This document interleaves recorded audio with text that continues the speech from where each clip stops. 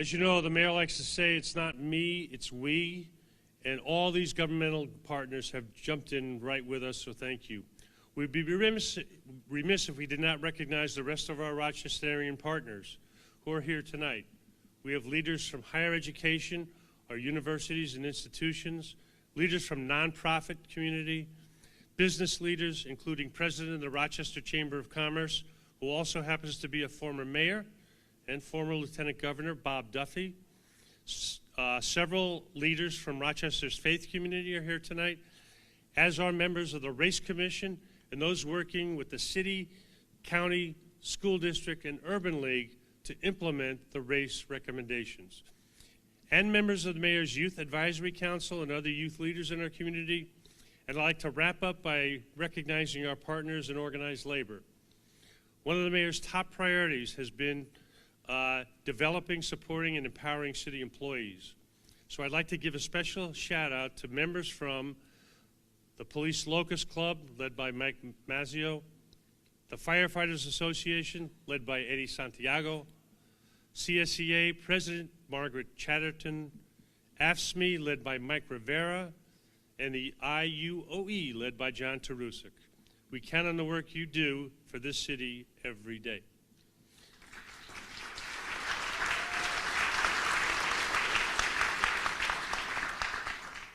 Rochester is a great city, in large part because so many people contribute in ways both large and small to making this community a better place.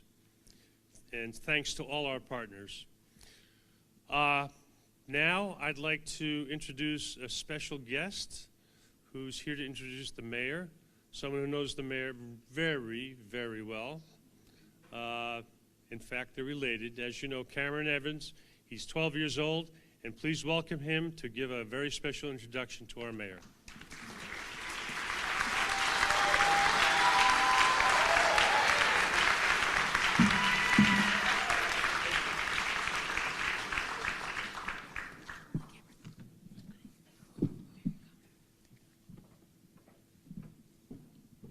Good afternoon. My name is Cameron Evans, and the man you call the mayor is the same guy I call my dad. If you're here, you probably already know a little bit about him. He's the 71st mayor of Rochester, that he was the youngest person to serve on the Board of Education in Rochester, and that he was a city council member, and also that he worked in community banking for 20 years. But as my son, there's a whole lot more I could tell you about my dad, but I don't want to get in trouble. Seriously, he's a good dad. He works a lot, and when he's home, he's helping us with homework, making our lunches, getting us on the bus, or folding laundry. He's a busy man. It's not all boring stuff. We have a lot of fun. From our epic Monopoly games to battling it out for the Uno championship belt. It currently belongs to me. To talking about music. He plays the old school stuff, and we play the new school stuff. And he points out what parts of the new songs are sampled from the old songs. So me and my brother, we understand that sometimes our dad is busy. We understand that he's out there working to make Rochester a better place. What he'll tell you today is about some of those projects. I may not pay attention to all of them, but I do pay attention about the stuff that he does for youth. I hope today that some of the youth in Rochester are listening, because you might learn something, and you might get excited about what my dad is trying to do. Things like skate park improvements and improvements at our art centers, expanded job opportunities, and getting young people's input on some of our challenges. But I'll tell you, even though he's my dad, we don't agree on everything. Like, I'm a Philadelphia Eagles fan, and my brother's all about the Baltimore Ravens. And my dad, of course, is all for the Buffalo Bills. So it gets pretty heated at my house when we're talking about football. We don't always agree. But I agree with my dad that Rochester is a cool city, and it's pretty interesting to hear about what we've got going on. I hope you think so too. Tonight, it's my honor to introduce my dad, the mayor of Rochester, Malik D. Evans.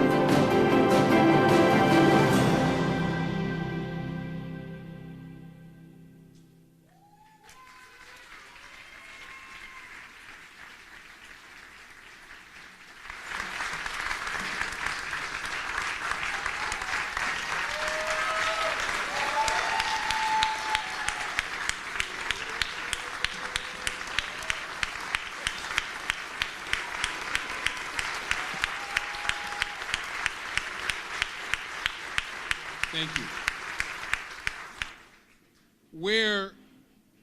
Where flowers bloom, so does hope. These are inspirational words, especially now in Rochester, New York, as we head into spring. Their context is profound. Spoken by First Lady of the United States, Lady Bird Johnson, almost 6 decades ago. The wife of Lyndon B. Johnson, she was a powerful figure in her own right. She was a fierce advocate for the poor and a trusted confidant whose counsel the president sought when he appointed Thurgood Marshall as the first African-American Supreme Court Justice. The full quote goes like this: "When I go into the poorest neighborhoods, I look for a flash of color, a geranium in a coffee can, a window box set against the scaling side of a tenement, a border of roses struggling in a tiny patch of open ground. Where flowers bloom, so does hope. And hope is the precious, indispensable ingredient without which the war on poverty can never be won." That is a profound and stubbornly relevant statement.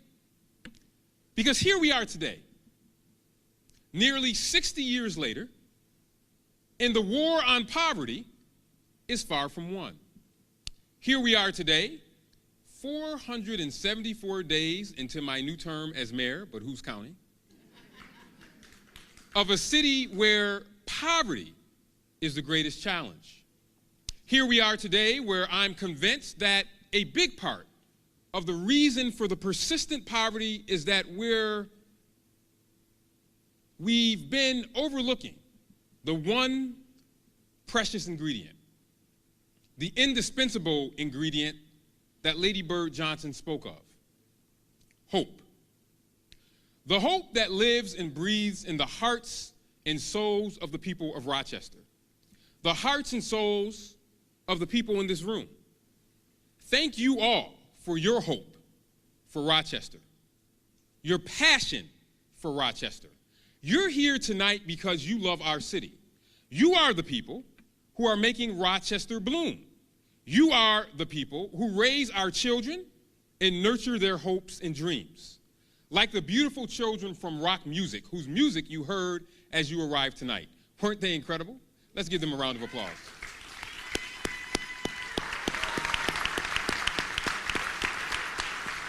And I want to thank Cameron for introducing me.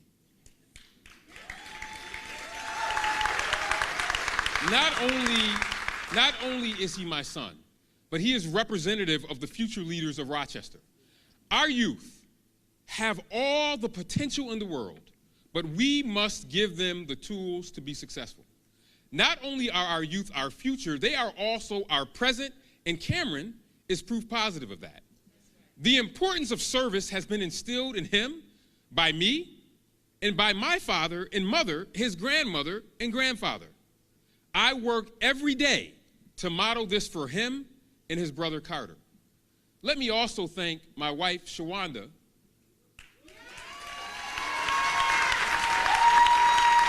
for her support on this journey. We need to stay focused on all of this proof of hope, proof of promise, proof of positive future for Rochester's children. We often overlook the hope that blooms across Rochester, especially with those who live in our most challenged neighborhoods. Our neighborhoods are more than statistics. I see this hope during my regular Mayor on the Block walks, where I spend time in our neighborhoods.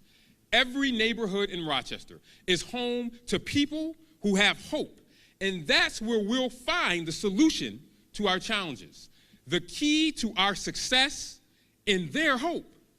And that's why I'm proud to stand here before you tonight to offer this report on the state of our city. Because the state of Rochester is healthy and strong, and above all, the state of Rochester is full of hope.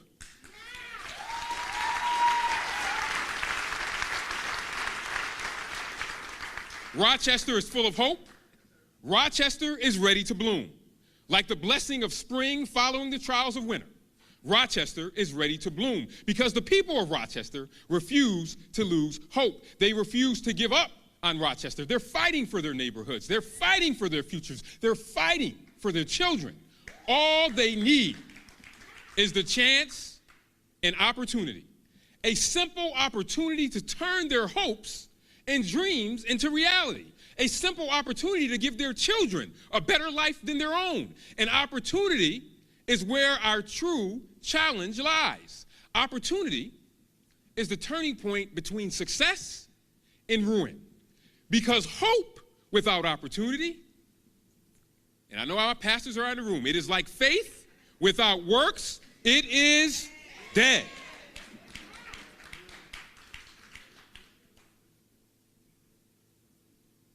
Because hope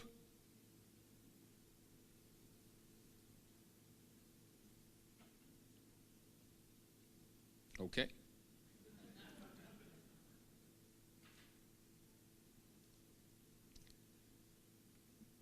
Because hope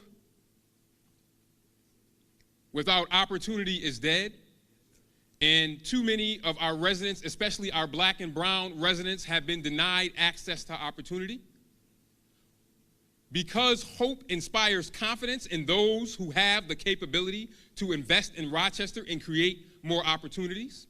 An investment in Rochester can be anything from buying a cup of coffee at one of our coffee shops to buying a skyscraper in our downtown skyline. If you don't or won't come into our city to buy a cup of coffee or make an investment that could create hundreds of jobs, it's because you don't have hope and confidence in Rochester. You don't have hope for Rochester. And you're going to take your investments somewhere else. You're going to take those opportunities somewhere else. We have to bring hope and opportunity together. Hope without opportunity is dead, but when you bring them together, when you bring hope and opportunity together, it's like the miracle of fishes and loaves. They multiply. Hope begets opportunity, opportunity begets help, and I'll tell you what hope looks like. When you deliver an opportunity to someone who has hope, it looks like Bukia Binion, one of the almost 200 small business owners who found access to capital through our interest-free Kiva loan program in the Office of Financial Empowerment. Bukia has run Decades Beauty Bar and Salon on Lake Avenue for more than 20 years. For her, hair and makeup are an art form, a passion that she's proud to pass on to her daughter and her employees. But keeping her business open has been a struggle, especially during the pandemic. Even so, Bukia never lost hope. And now, thanks to our Office of Financial Empowerment, she has opportunity. She is using her Kiva loan to give her salon a long overdue makeover with new signage, flooring, mirrors, hair dryers, beauty stations, and a marketing budget. She is thinking beyond working to survive. She is working to thrive. She is working to establish a legacy for her daughter and grandchildren. Bukia, I think she's here. Can you stand up and let's just give her a round of applause?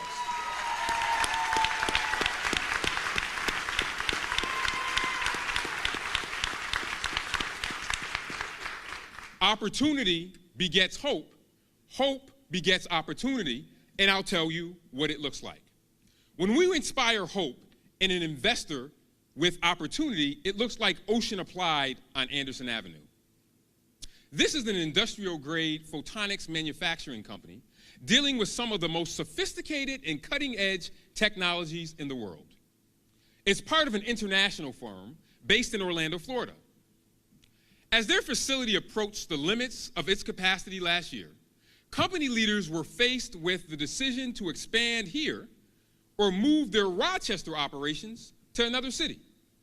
They chose to stay in Rochester, citing the educated workforce they need to fill the high-tech jobs coming from the University of Rochester, RIT, and MCC. And they also cited the diversity and positive energy of our community.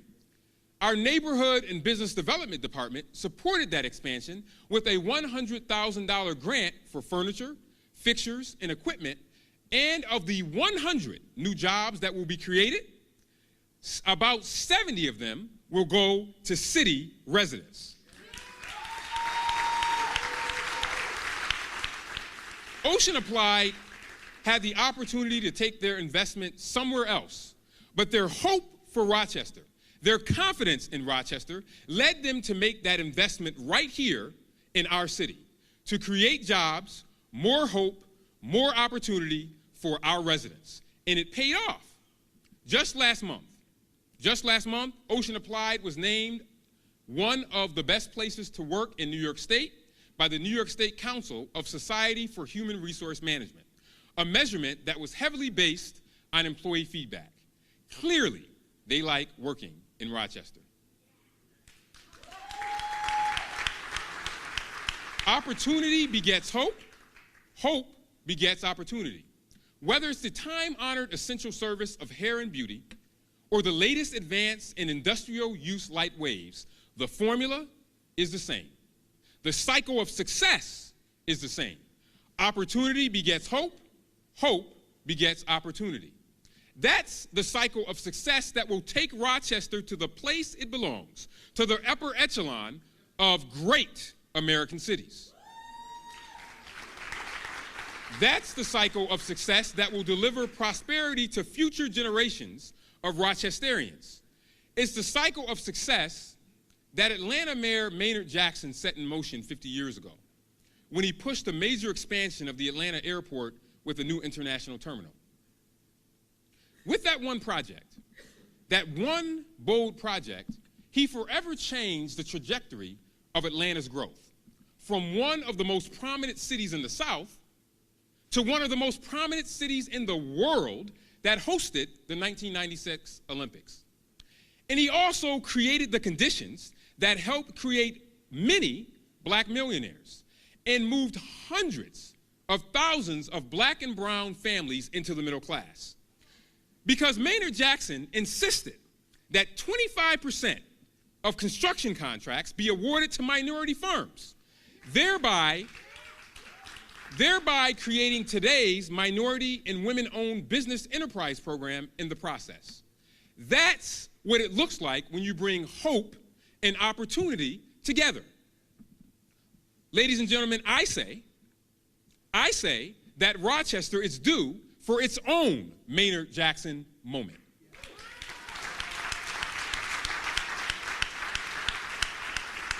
Rochester can be a worldwide powerhouse of the 21st century economy, of knowledge and innovation, a city where every resident can reach its full God-given potential, even those who have been denied opportunity because of the color of their skin, where they live, or how they worship, or who they love, especially those who have been denied opportunity because they have hope. And we must feed that hope. We must feed that hope with opportunity to move Rochester from its poverty mindset to a prosperity mindset.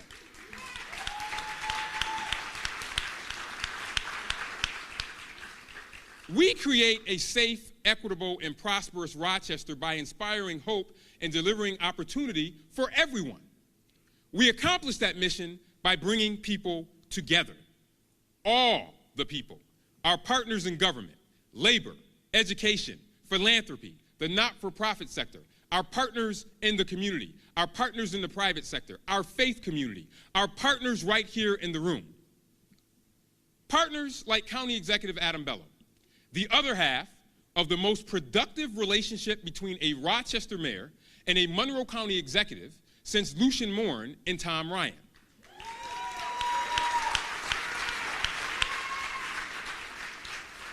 Partners like Kathy Hochul and our New York State legislative delegation, who are helping us literally transform our city with unprecedented levels of investment. Partners like Rochester City Council, led by President Miguel Melendez. Partners like our congressional leaders, who take the fight for Rochester to the Capitol, Senate Majority Leader Charles Schumer, Senator Kirsten Gillibrand, and Congressman Joe Morelli. I am so grateful for these partnerships across every level of government. If you are an elected official or are here as their representative, please stand so we can thank you for the hopes and opportunities you are helping us create in Rochester. Please stand.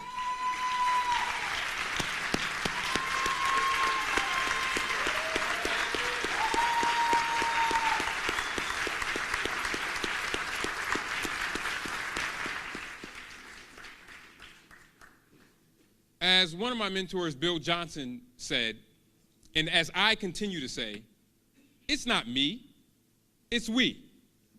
It's not me that's creating a safe Rochester, it's we. It's not me that's creating an equitable Rochester, it's we. It's not me that's creating a prosperous Rochester, it's we. Yes, it's we. We're working together like never before. These partnerships are historic because our challenges are historic, especially the challenges of our two pandemics. The first pandemic of the virus, which has transformed our communities, and the other pandemic of violence. We all know that the pandemic of violence will long outlast the virus if we don't work together. And thankfully, these partnerships are driving incredible process and progress. But sometimes progress brings your greatest challenges into stark relief. The way that first day of yard work, that sweep of that lawnmower in the early spring reveals the spots that need the attention. And right now, what needs the most attention is our children.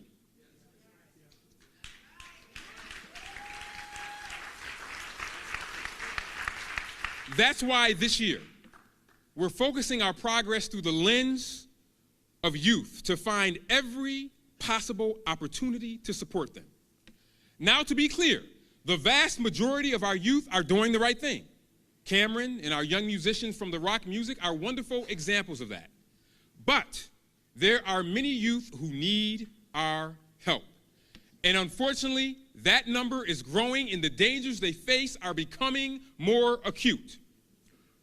There's an African proverb that underscores the urgency of this concern. The tree is shaped when still wet. Only God can make a tree, and God gives us our bodies and minds.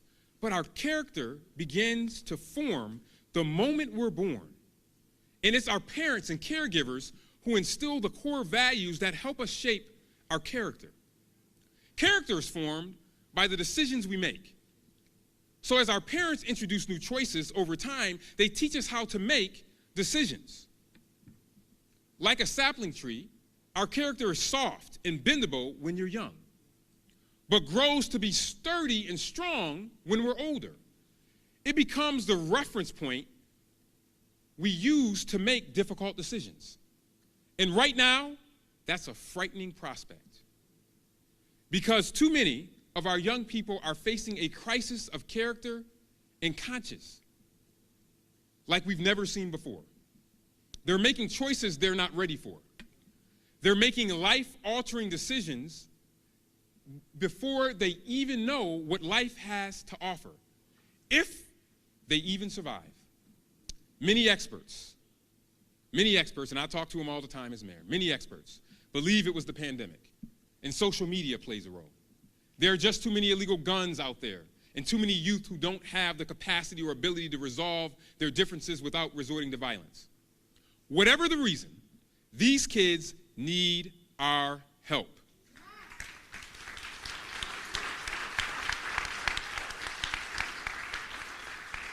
Many of their parents and caregivers are dealing with unprecedented distractions, unprecedented worries, unprecedented trauma. Whatever the reason, these families need our help.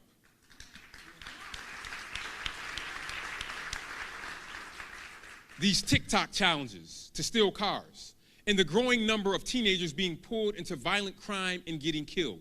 Their cries for help. Their cries for help from children and families who are simply overwhelmed in a swirl of historic change. We have to answer the call. Not just in government, not just in city government, not just in any government. Collaboration has never been more important.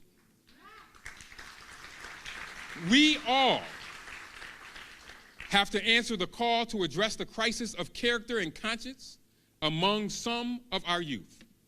We all have to answer the call to help our children grow like the majestic trees that reach for the full expanse of the open sky. We're going to focus our priorities through the lens of youth, but we're also going to continue making progress on every front to inspire hope and deliver opportunity for everyone. Like the flowers that push through the snow, the visible signs of our progress are emerging as the days get longer and the weather gets warmer. Somebody say amen. Over the past 474 days, we've been planting the seeds of hope, laying the groundwork for opportunity, and the image of a safe, equitable, and prosperous Rochester is coming into view. Safety remains our #1 priority, because if you don't have safety, you can't have anything else.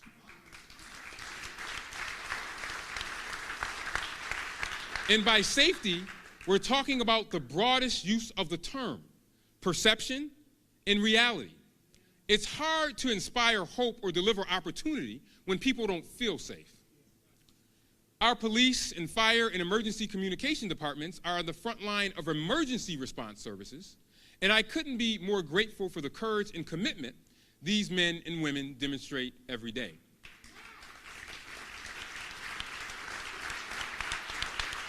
They lost 2 of their own to the dangers of the job last year. Officer Anthony Mazurkowitz and firefighter Elvis Reyes. The pain of those losses continues even today. Officer Mazurkowitz had been a member of the RPD Honor Guard that posted the colors before every State of the City address going back years. Once again, the absence of his presence is felt by his fellow officers. Their grief continues, as does our gratitude. His death and the death of firefighter Reyes are painful reminders that those who run toward danger to keep others safe are driven by a higher calling.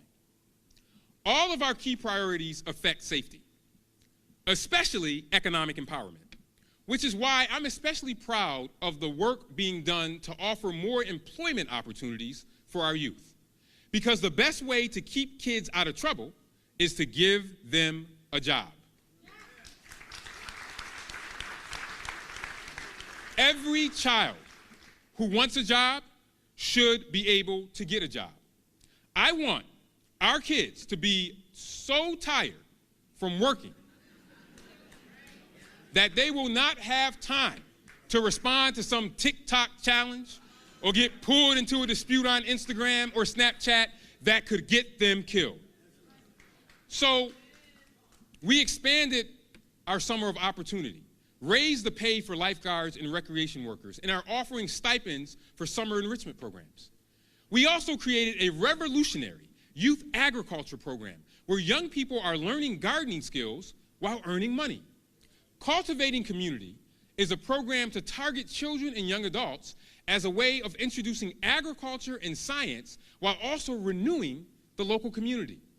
The City of Rochester, Cornell Cooperative Extension, 4-H, and Taproot Collective are working together to teach youth not only specific career exploration in agriculture, but also lifelong soft skills through instruction by liaisons in the program. So much of what we do contributes to safety. Building neighborhood pride contributes to safety.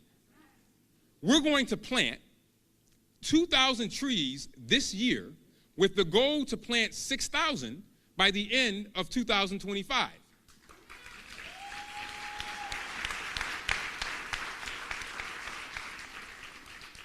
And as my senior management team knows, and I'll tell you, if I'm remembered as the Johnny Appleseed of mayors, that will be okay. And I hope to see you all at Clean Sweep on April 29th. Our investments in crosswalks and bike lanes contributes to safety. Because of our commitment to pedestrian safety, Rochester was selected to participate in the Mayor's Institute on Pedestrian Safety. Across the country, we have seen an increase in fatal crashes involving pedestrians, and Rochester has not been immune from this. We must work to stop these senseless acts. And we continue to pray for the victims and families that have lost loved ones because of these crashes, which often involves a reckless driver. Helping our homeless population find shelter also contributes to safety, which we are doing in partnership with Monroe County. And recently, we were selected for the Bloomberg-Harvard collaboration that is helping us bring people together to address the challenges of those who are unhoused. If there's one thing I learned growing up in the home of a preacher, it's that losing a life to homelessness is no less tragic than losing a life to violence.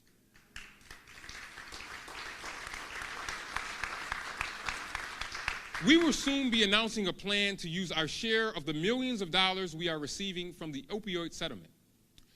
This will be a collaborative effort to tackle this problem that has taken far too many lives.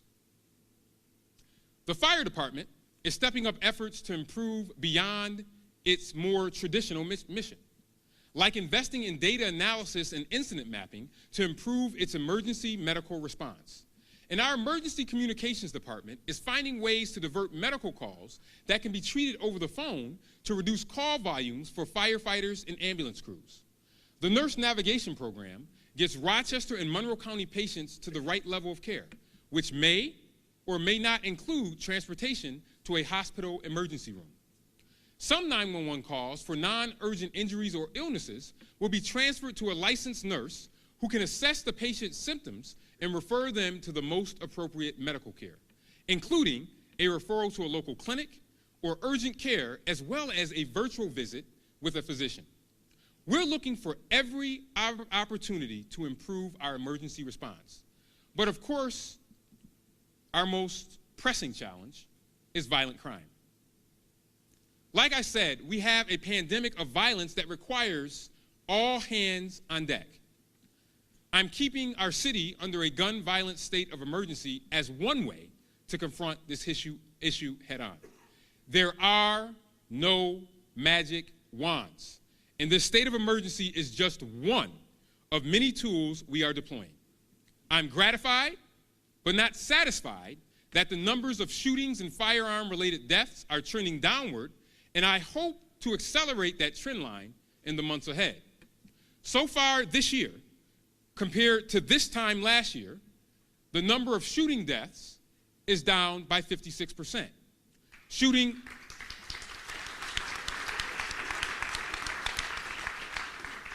victims are down by 51%, and the number of overall shootings is down 44%. And total homicides are down by 43%. We're using a strategy of prevention, intervention, and suppression with regards to violence. In the Department of Recreation and Human Services, we're bringing mental health specialists into our centers to help our children address mental health challenges they may be experiencing. This is a major issue in our community, as presented by a recent poll on mental health in young people released by the Children's Agenda. It found that 2/5 of parents say at least one of their children has struggled with their emotional or mental health since going back to school in person. We also expanded the Persons in Crisis team. The collaboration across these teams was apparent just a few weeks ago. Just a few weeks ago on Otis Street, where our firefighters battled a historic 5-alarm blaze. Our Persons in Crisis team and our code enforcement officers provided immediate support to the neighbors who were displaced from their homes.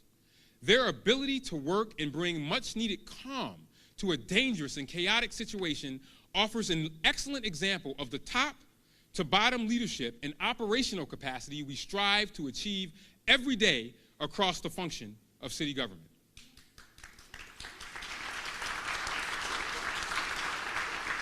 We created the Office of Violence Prevention, where we expanded Pathways to Peace where we expanded Pathways to Peace and put outreach teams in our schools. The Office of Violence Prevention also brought the Advanced Peace Model to Rochester and will be celebrating our first graduation of the Peacemaker Fellows later this week.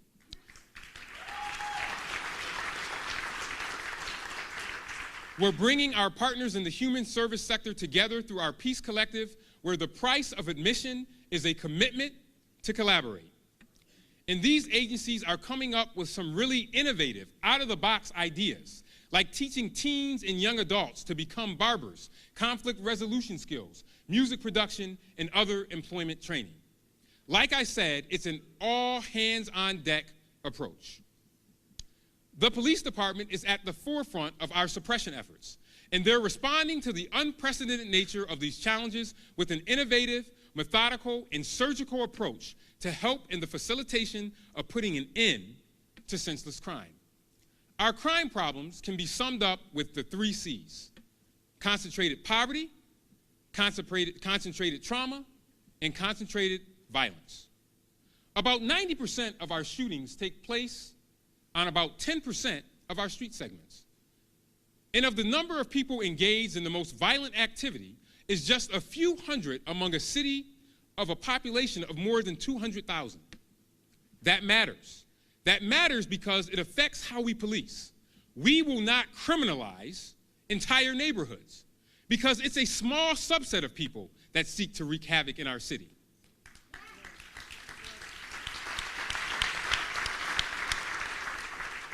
Under the leadership of Chief Smith, Rochester was fortunate to be one of 6 cities to be selected in the 2022 to join the U.S. Department of Justice's National Safety Partnership.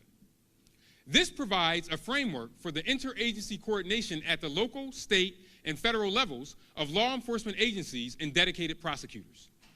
In Rochester, that includes the U.S. Attorney's Office, the U.S. Marshal's Office, the ATF, the State Police, the Sheriff's Office, and the Monroe County Crime Analysis Center. To focus on the most violent street segments, identify and arrest the most violent offenders, and take illegal guns off the streets.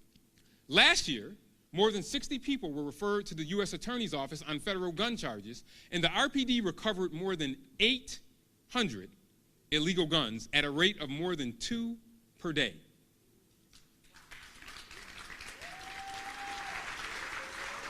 I want to thank the U.S. Attorney for the Western District of New York, Trini Ross, U.S. Marshal Charles Salina, ATF Rochester Field Agent in Charge, Michael Curran, Monroe County Sheriff Todd Baxter, and State Troop E Commander Brian Raschak, along with our partners at the Monroe County Parole and New York State Probation for supporting this initiative.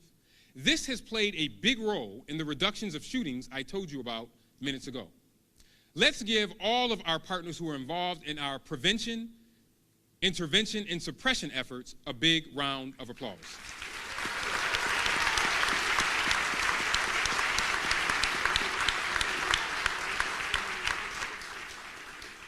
Unfortunately, the RPD is still dealing with more than 100 vacancies. So we are looking at the prospects of another challenging spring and summer. We're holding 2 police academies this year to speed up the hiring process. We've developed and created a workforce development program to keep police recruits engaged during the months-long hiring process.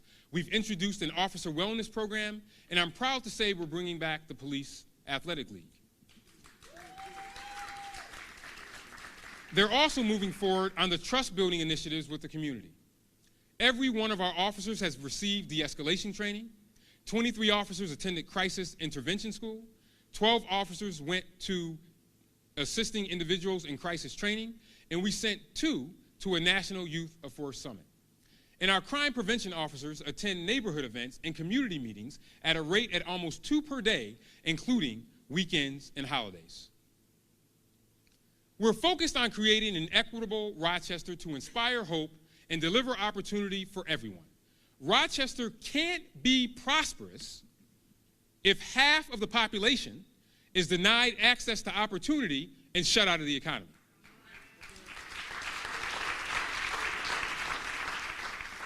This has always been an important priority, but our community received a bittersweet reminder of how important it truly is this year when the minister, Franklin Florence, went home to be with the Lord.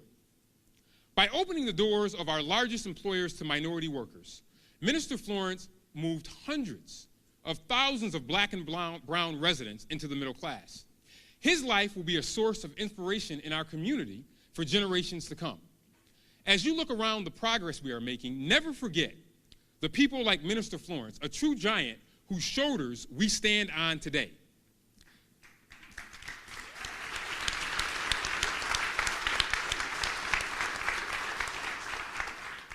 Equity is embedded in all of our priorities. We have an equity tool in our city budget process that requires every new policy and initiative to be examined for its effect on equity. Every city department has an equity team.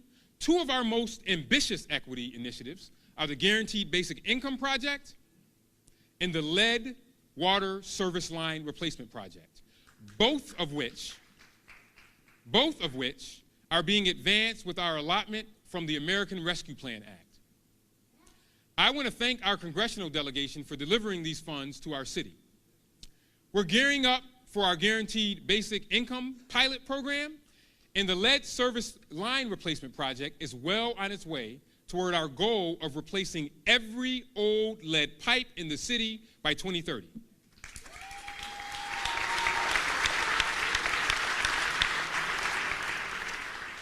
So far, we have removed lead line and galvanized water pipes from more than 3,000 homes, more than half of which were in disadvantaged neighborhoods where the majority of the residents earn less than 50% of the area median income.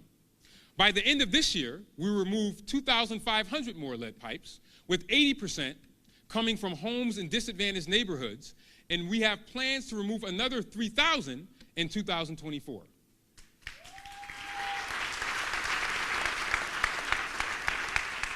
During my recent visit to the White House with other U.S. mayors for the White House Lead Pipe Summit, I had the opportunity to highlight Rochester's approach to replace all lead pipes by 2030. Rochester is becoming a national leader in ensuring that we invest in our infrastructure, which includes making sure the tragedies that we have seen with drinking water across the country does not happen here in Rochester, because we invest in our infrastructure. And we'll continue to advocate for dollars through the federal infrastructure bill. We're also using the American Rescue Plan Act to launch our Buy the Block program, which just celebrated its first ribbon cutting last week in the Upper Falls neighborhood.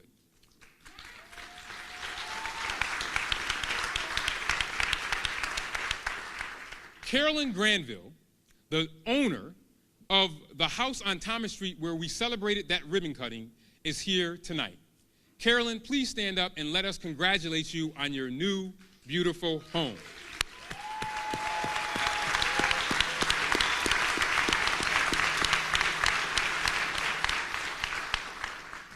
And thank you for having so much hope in Rochester.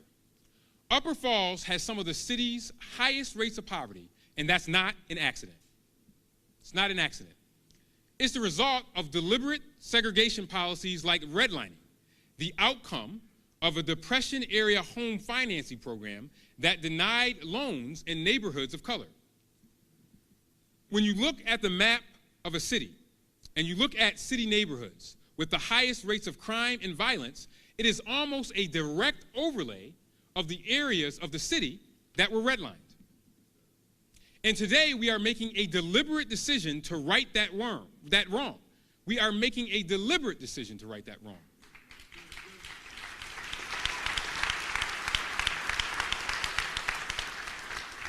We're greenlining formerly redlined neighborhoods with home ownership. I can't think of a better place to inspire hope and deliver opportunity than an area of the city where that opportunity was not given to them. An area of the city where opportunity was deliberately denied to people of color. We're also taking steps to eliminate the visual impact of disinvestment in these neighborhoods. It's what I call blight. We're providing home repair grants for existing property owners. We've expanded our code enforcement unit and added a housing attorney to go after slum landlords who allow their properties to fall into disrepair.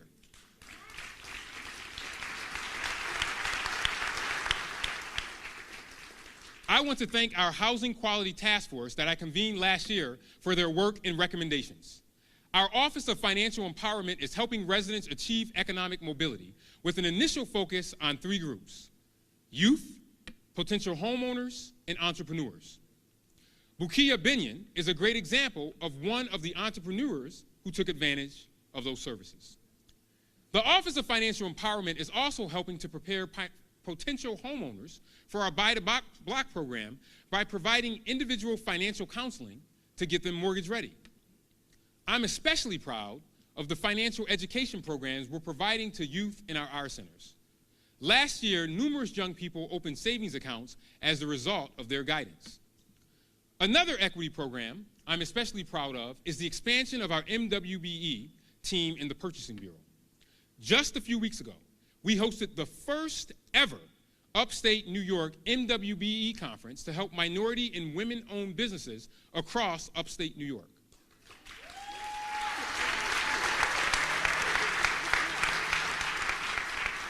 They learned how to secure government contracts to grow their businesses and create jobs. More than 200 of these firms attended. If we are to have a Maynard Jackson moment in Rochester, we must provide access to information and capital, and it must be intentional. Working to create a prosperous Rochester is our aim, and we're moving in a revolutionary direction. When you inspire hope and deliver opportunity, it's always nice to see the results. And we're seeing the results in the form of increasing prosperity. Thanks to our American Rescue Plan funding and the incredible support of Governor Kathy Hochul and our legislative delegation in Albany, we're literally transforming the cityscape to match the realities of the 21st century knowledge economy. And with the guidance of our WROC 2034 comprehensive plan, we're implementing that transformation with intention and purpose. I can assure you that this is not the proverbial study collecting dust on a shelf. It's an operational document that is literally written into our budget and legislative process to make sure every policy decision matches the vision laid out in this blueprint for growth. Our Rock the Riverway program has completed projects like North Star Commons and the Rundell Library North Terrace. And we're breaking ground on new projects like the redesign of the Pont de Rennes Bridge and the reimagined aqueduct. We're moving forward with the design of the Interloop North projects, which will create more than 20 acres of new land for development for residential neighborhoods, boutique shopping, and green space. All of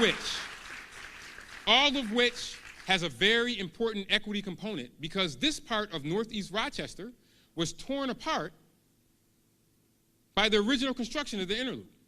And it will be a complement to the great work being done in Upper Falls with the Buy the Block program. Governor Hochul has committed to fully funding this project with $100 million, and we expect to begin the design phase in July. And not only did the governor fully fund the Interloop, she also committed to transforming the River Gorge at the base of the High Falls into one of 3 New York State urban parks.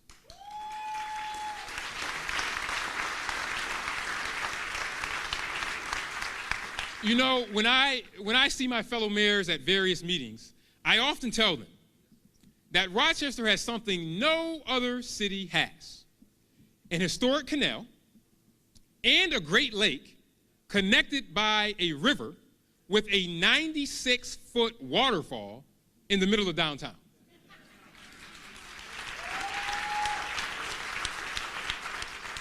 When we finish the Rock the Riverway projects in the High Falls State Park, I won't have to tell them.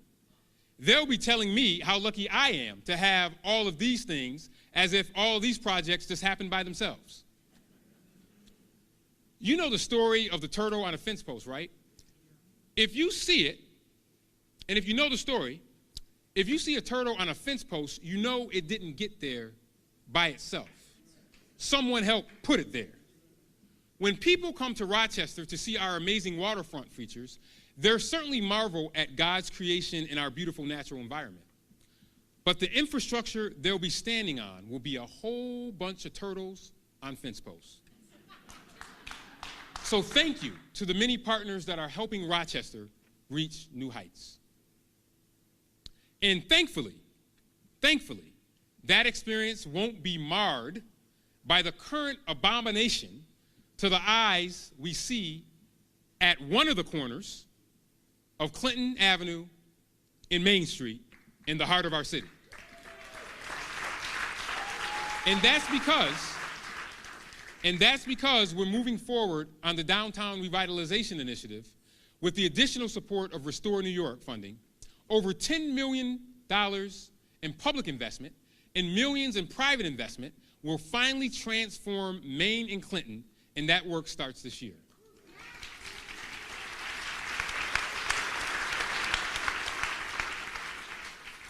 Outside of downtown, we're getting started on our Bull's Head neighborhood redevelopment. The design of a new Maplewood Nature Center and the reconstruction of the Dewey-Emerson commercial corridor.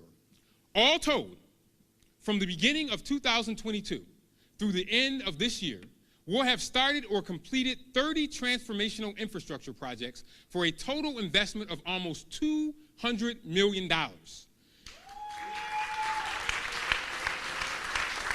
Creating more than 2,000 construction jobs. And you can already see the benefits of this public investment and the amount of private investments taking place across the city. Constellation Brands is moving its national headquarters to the Aqueduct building. Over at the Midtown area, Butler Till has moved into a sleek, modern building on a site that used to be the Midtown Wegmans. Meanwhile, the Midtown revitalization is having a ripple effect beyond the original footprint. Andy Galena at Innovation Square in the Metropolitan, Buckingham Properties at Legacy Tower and the Wind Company at Sibley Square. Likewise, the Interloop East investments are generating investments, tremendous investments, and we see that with the expansion of Strong Museum, which will celebrate its completion very soon.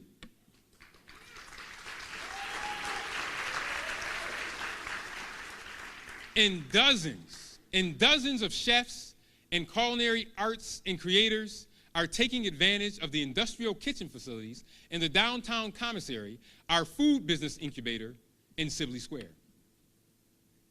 And nothing announces prosperity better than large crowds having fun. Our residents have emerged from the isolation to have fun and party at events like Party in the Park, WROC Summer Soul, and WROC Holiday Village. And obviously, a lot of people, several thousand people, are thankful for the return of the Jazz Fest to downtown Rochester.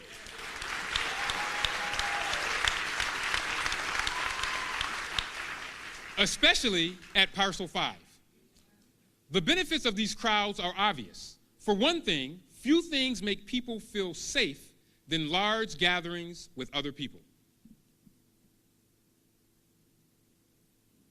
Which helps explain why, even though downtown Rochester is one of our safest areas of the city, a lot of people think it's dangerous and won't go there.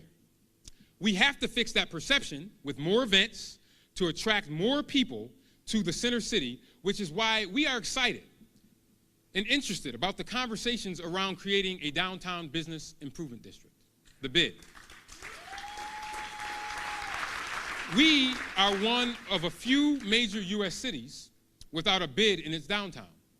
This will give us the revenue to host more events and create an environment where people feel safe and can fully appreciate this critical area of our city.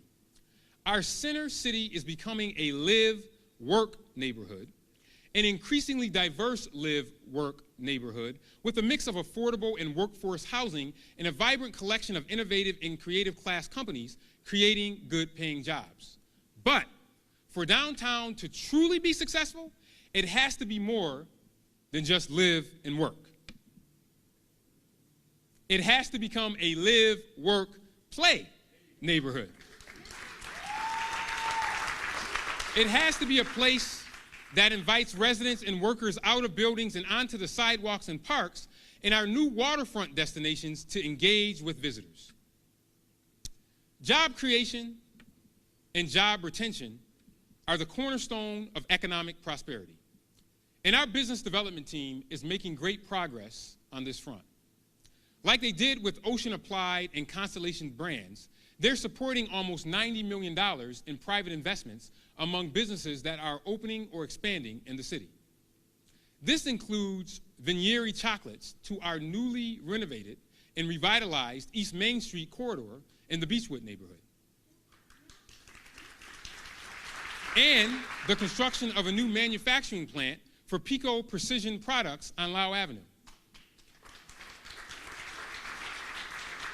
And the Department of Recreation and Human Services is using $14.5 million in ARPA funding to work with nine service sectors to engage over 3,000 residents in workforce development and entrepreneurship training across the trades and small business. This effort will expand opportunities in industries including landscape maintenance, urban agriculture, culinary and construction trades, healthcare, and cloud computing. Jobs are one cornerstone of economic prosperity, but just one cornerstone. Secure housing in the form of home ownership and affordable housing to relieve the rent burden is the other one.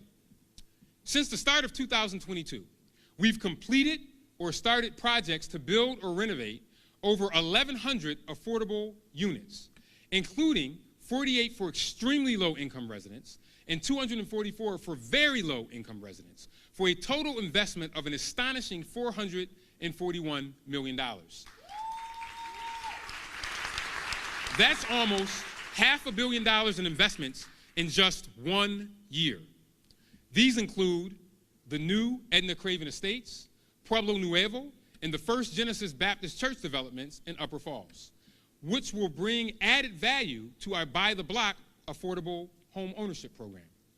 Home Rochester and Flower City Habitat for Humanity are also adding to our inventory of affordable home ownership. Safe, equitable, prosperous Rochester, that's the destination. Inspiring hope, delivering opportunity for everyone. That's the path. Rochester is full of hope, and that's where we'll find the key to our success. That's how we'll move from a poverty mindset to a prosperity mindset. But if we're not careful, if we don't act now, we risk our entire region's ruin. Rochester is at one of the most significant turning points in its history, maybe even on par with the construction of the Erie Canal, and the stakes could not be higher.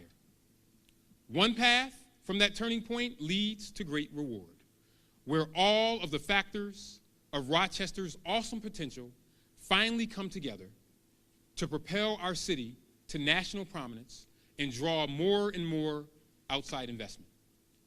The other path leads to the slow decline into obsolescence, like what we saw happen to so many other cities across the industrial Northeast, where urban cities turn into economic wastelands that drag down their regional economies. To borrow a phrase from my friend Michael Coleman, the former mayor of Columbus, Ohio, Rochester may be in the Rust Belt, but it is not a Rust Belt city. Our industrial legacy is built on a history of innovation and knowledge rather than traditional manufacturing.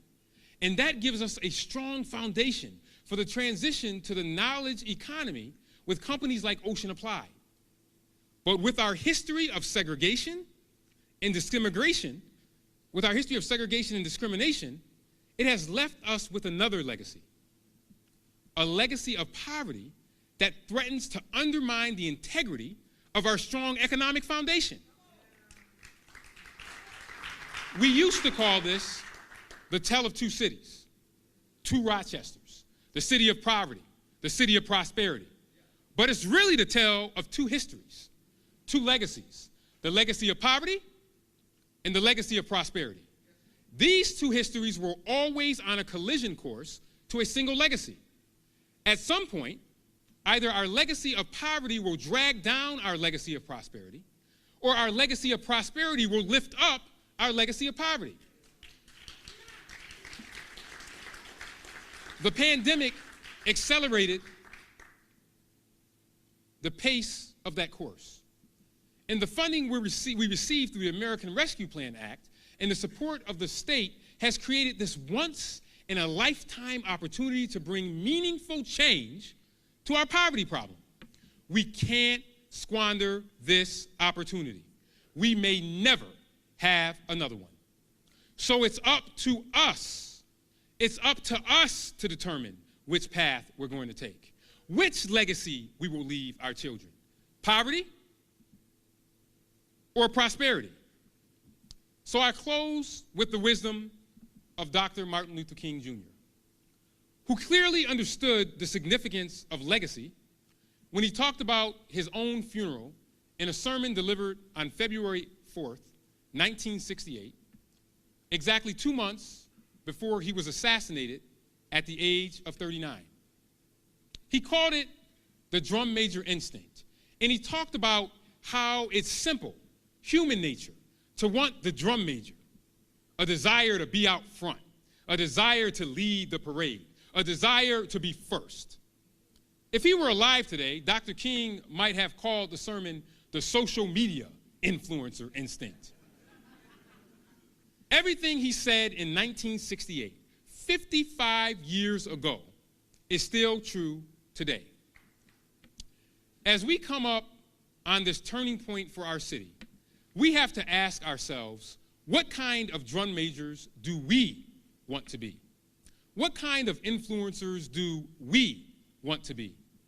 Dr. King has my answer, and I hope he has yours too.